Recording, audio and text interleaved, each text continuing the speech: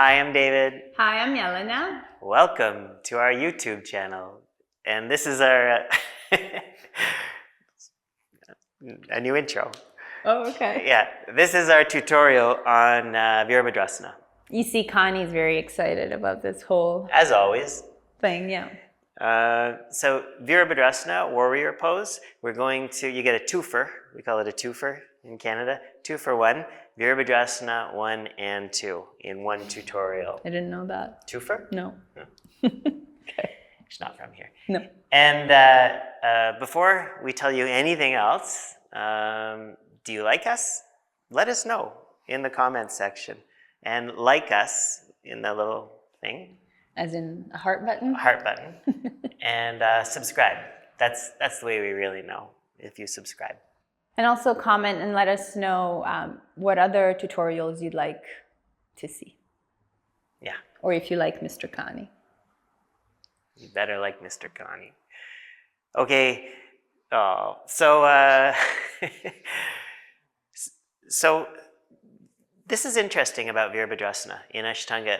And actually it shows kind of this plurality in yoga, that all of these different traditions have different conditions. So all these different approaches, the thing is we have the same name for the posture. So in Iyengar yoga or vinyasa yogas or whatever. Yin, I guess they wouldn't do this in yin, maybe. I have no idea. So, but if they do, then I'm sure it's different. Shivananda? Shivananda, I don't remember ever doing it in a Shivananda class, but it's part of the Hatha yoga, whatever curriculum. It's a classic pose, but it's going to be done a little bit differently according to different traditions. And so we wanted to go over the traditional alignment in Ashtanga yoga and talk about that, in detail. And what's really interesting about alignment, whether it's Virabhadrasana or any other pose, is that these little differences change the way asana feels in your body. So where you feel the kind of the work of the pose, where you feel the stretch of the pose will change just by, turning your foot out this way, turning your ribs this way. And even though it may seem minor on the outside, it actually feels quite different on the outside. And on the inside, sorry. It feels quite different on the inside. And so again, that's the real value of it. Not the way it looks on the outside, but the idea of coming back to these sensations that we experience when we practice. Yeah, and probably different changes too, according to what's coming, Yeah, exactly. Anatomically speaking. We've talked about that a lot before, about how one pose prepares us for the next, and we're targeting certain areas. So for that reason too, it's really important to respect whatever tradition or school of yoga you're coming from, and respect the sort of the sequencing that's set up by it, and the way then the specific details of the pose reflect that. Yeah, and that's why, it can be like a little bit unproductive to combine conditions from different, or knowledge from different practices in that sense. And I think that also takes away from the genuine wisdom of any one lineage. Yeah, absolutely. Respect the wisdom that's part of that passing of the tradition, and choose to surrender to it. My teacher says, many teachers and the death of the student is assured. Okay, so from downward facing dog. When we're doing Virabhadrasana A, or this might also be in the Surya Namaskara B, the first sun salutation. From here, you've got two options actually. You can come onto your toes and then step your right foot forward. And I would recommend that to you if it's hard for you to get that foot far enough forward, because when you come onto your toes, it gives you height. If you can, or you can also, inch your toes forward, or you can even grab it with your hand and pull it forward. That's also an option. Eventually, when you feel that you're contained enough, strong enough to do this, then you can put the heel down first. So the left heel would rotate in and the right foot would come forward like that. Yelena made it look easy, of course, but it's actually really hard to do, especially if you keep your palms flat on the floor. So try not to come onto your fingertips when you do it, like that, lifting to make room for the leg.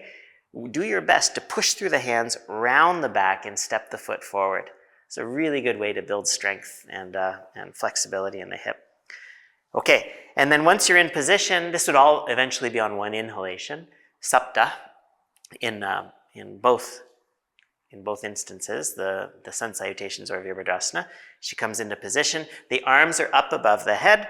This back foot is turned out to 90 degrees, and that means the back leg and the back hip are also turned out. The arms, because they're above the shoulders, externally rotate, so the triceps roll forward away from the ears as she reaches up. That's it, good. And then she would hold for 5 here and then switch sides. Let's just go straight to the other side. So in Ashtanga, Ashtau, we'll exhale and we'll turn around here. And when Jelena turns, so now her back foot, her right foot is now turned out to about 90 degrees relative to the left foot.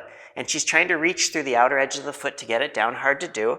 Because the foot is turned out, the knee and the thigh are also turned out. If she tries to bring the hip forward with the foot in this position, then she's going to torque the knee. So it's very important to keep the thigh and the hip rolling back and out. Don't try to level your hips in the Ashtanga version of this pose. And then from here, she's going to go straight to B. So watch, the foot doesn't change. She's just going to open up the arms and the shoulders. The hips come into one line. So be careful of this action here, where we kind of lean into the forward movement of the posture and see this left hip is lifted up. She's going to drop it down. Try to keep your hip bones in line. Tuck your tailbone, pull your lower belly in. Good. And then from there, we'll switch sides. So switching the feet. Ideally, you'll get this thigh parallel to the floor. It's very hard to do though, because it's a lot of hip opening in the front. So just do your best, but eventually we get the knee over the foot somewhere with the thigh parallel to the floor. From here, on the next inhale, you're going to bring both hands down, lift the back heel, and then lift the front foot, and then exhale, go back into Chaturanga Dandasana. Okay, good. I tried to talk really quickly so that Jelena wouldn't have to hold it too long. Appreciate it. Yeah, sometimes I don't do that. So I would say the biggest difference in the Ashtanga version of this pose is probably that back foot in the Virabhadrasana A. So we were saying that it's turned out to 90 degrees. And you can see it in these pictures here with, this is Patabi Joyce doing it. And this is Sharat doing it now, Sharatji. And so this is the traditional alignment. And so traditional alignment for us is a given. It's not something that we debate or try to improve on. But what we need to do is figure out, okay, what else is part of that traditional alignment that we need to do that's not explicitly stated to keep us safe.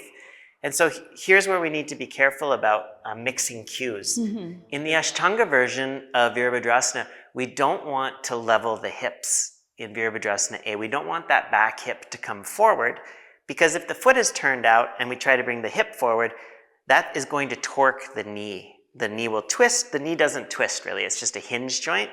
And so that's going to create a lot of tension there. Now, this foot out to the side alignment is totally safe for beginners, for everybody. But it's going to be hard to get into the full depth of the posture the way that Jelena was in it. So a beginner version of this pose would be a much shorter stance often.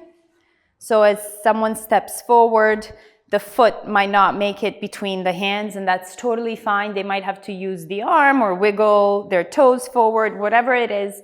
And then as they lift their arms up, due to many reasons, including the tension in the hips, this knee won't be able to bend as deep because there would be so much pull on the outside of that other hip. So the knee just stays then a bit more lifted, or we don't bend as much, but that has nothing to do with what's happening in the back. So the back leg still stays turned out, the toes are pointing out, and then we stay here. And over time, as we develop more mobility in the body, they'll be able to bend their knee more. And then again, the knee, we want it to be somewhere between the heel and the toes. That's totally fine. The heel and the knee don't need to be in a perfect line for it to be safe. It's okay for it to go a little bit past. We do this when we walk every day. And so this is what the pose looks like. And then the focus becomes on bringing these ribs forward, which will then just increase the intensity of the sensations in your body. And that's all great. Yep, they're increased. So once again, one of the ways that you can experience this, even right now as you're watching this video, you can stand up and do this version where the back foot is turned in. And I don't want to talk too much about it because I don't actually know much about this alignment because it's not what I teach. But you can feel how turning the foot changes the way you feel the pose. So it changes the sensations in the body. And so that's all it is. It's not that one is wrong and the other one is right, one is better, another one is not so good. It's just different schools of yoga. I don't see why you even need to bring that up. Yeah, and then the other cue that we have in Ashtanga is between Virabhadrasana A and B, we don't switch the legs. Right? So the setup that we do for A, in terms of the distance and also the angle of the feet, we want to carry that through for B as well. So the only thing that's going to change when we switch here is that the hip and the arms come out to the side. So the torso changes orientation, but the legs and the back foot didn't change. And this is a very traditional cue as well. Don't change your legs. That's what my teacher always says. Okay, so quick little tour of Virabhadrasana A and B. I hope that was helpful. Let us know. Comment. Tell Connie how much you love him. I'll promise I'll read the comments to him. Okay, and see you soon. Bye.